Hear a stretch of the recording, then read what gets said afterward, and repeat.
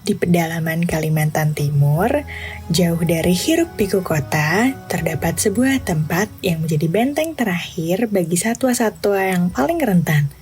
Mereka yang kehilangan rumahnya, kehilangan induknya, dan butuh satu hal yang paling sederhana.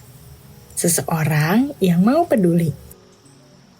Della Mawar adalah salah satu dari sedikit anak muda yang memilih jalan itu. Perkenalkan, nama saya Della Mawar. Saya berasal dari Kampung Merasa atau saya warga lokal di sini.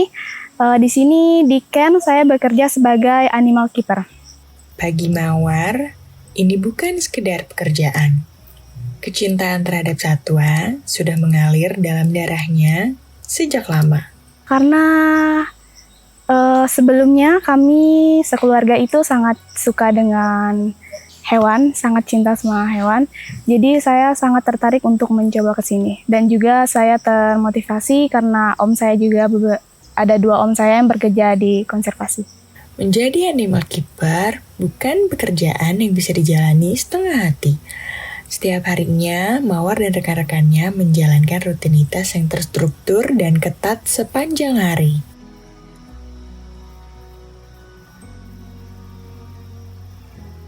Jadi kegiatan kita sehari-hari itu di jam 7 kita sudah kumpul di PPS di kantor. Kita melakukan absen, sarapan, lalu briefing. Di jam 8 kita mulai persiapan pakan. Lalu kita melakukan persiapan cleaning dan juga feeding. Setelah feeding kita melakukan sekolah hutan di jam 10 sampai jam 11. Jam 11 kita melakukan enrichment untuk seluruh satwa yang ada di sini.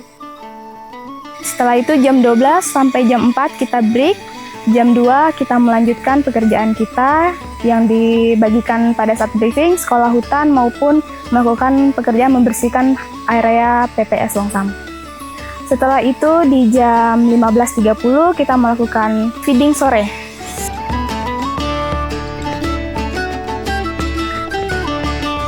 Merawat orang utan, terutama yang masih bayi, bukan perkara mudah. Setiap individu membawa luka dan trauma yang berbeda. Tantangan terbesar kita di sini adalah menghadapi masa stres ataupun depresi mereka.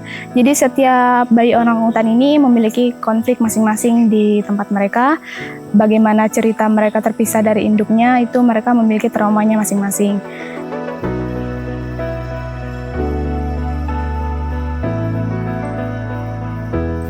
Belum lagi soal kesehatan, tubuh kecil mereka begitu rapuh dan setiap momen bisa berubah menjadi darurat. Nah, selain itu kita juga punya tantangan itu dengan kesehatan mereka. Jadi bayi orang hutan ini sangat rentan sekali diare ataupun penyakit lainnya. Jadi perawat maupun animal keeper itu memberikan perawatan intensif gitu selama 24 jam.